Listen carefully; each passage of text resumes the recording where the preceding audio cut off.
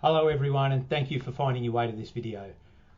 Today we're going to present some general rules and information for the sport of triathlon targeted towards our local events, but hopefully it's going to give particularly the beginners something to be aware of as far as the rules are concerned.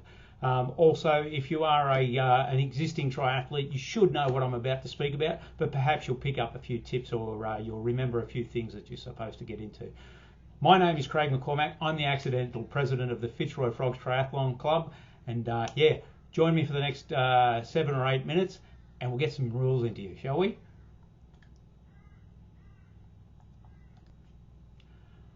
Firstly, we'll start with some general rules. Event ages for our events as of the 31st of each December each year that you are competing.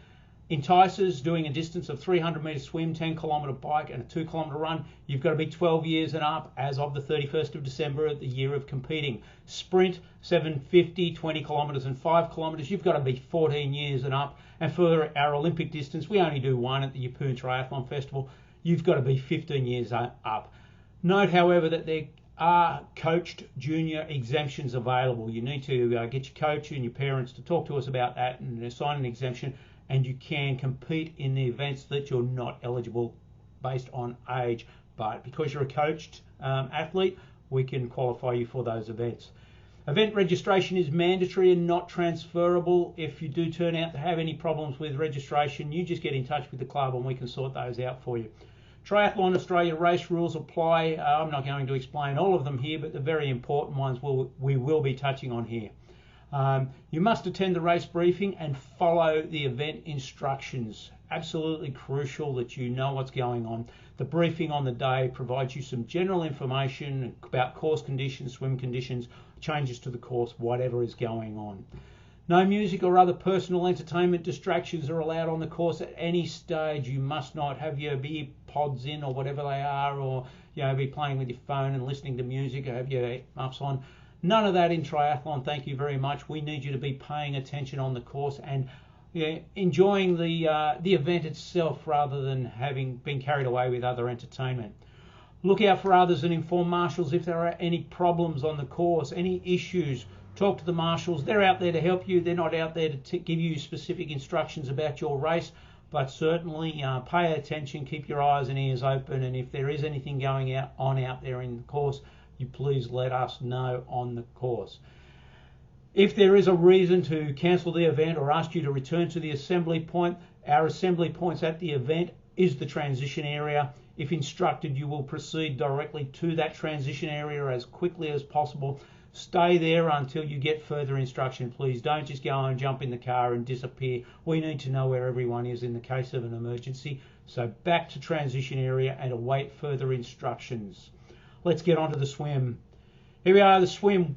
At the end, the bottom line is that the water safety personnel are in charge. They will tell us on the day if the swim can happen. They will tell us what the swim conditions are like, and we will follow their instructions.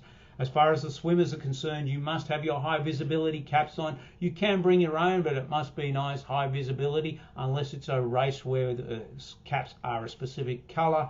Otherwise, we will provide you with a cap at the registration check-in process. If in distress when you're out in the water, or if any danger arises, you may raise your hand and tell the lifesavers that you need their assistance. They will then come to you. Other swimmers may stop and also assist you, but I wouldn't be counting on that. Get the attention of the water safety personnel. You may rest by holding the board. As long as you're not progressing towards the finish line, that's okay, and then you can start swimming again. If necessary, the lifesavers will return you to shore. The water safety will return you to shore. If returned to shore, we may allow you to resume racing, but please come and speak to the race director or the transition marshal. Explain that you've got out of the swim leg. Typically, we give you a bit of a chance to recover from the swim leg. Maybe wait till the rest of your competitors in your event are coming out of the water and you can rejoin the race. But that's something we'll deal with on the day. If you're not fit for racing, I'm sorry to say your day might be over. The bike, when we're on the bike, that's probably the most hazardous part of any triathlon event, so you need to be very careful. You obviously need to have a roadworthy bike, correctly fitted helmet, closed shoes please, and no bare torso. That applies to the bike and the run event. No bare torsos. All you alpha males out there, please note that rule.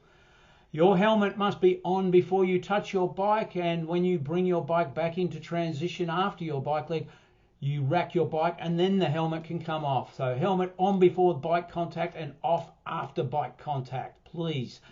There is a mount and dismount delineation line just outside of transition. So when you grab your bike, you walk or run your bike to that mount line, then you can get on and off you go on your ride. When returning from your bike ride, before the dismount line, you must get off your bike, run or walk your bike, rack, helmet off, that sort of stuff. You'll work out what we're talking about on the day, but pay attention to where that line is. If you are riding inside the transition area, you will be penalised. Open roads. All of our events except the Yeppoon Triathlon Festival in central Queensland are open road bike events. So caution on the roads and road rules apply. We do have marshals out there to alert you to the particularly hazardous areas, but remember that you are the bike rider and you need to pay attention to what's going on around you, thus no ear pods. When riding, you must keep to the left and overtake on the right.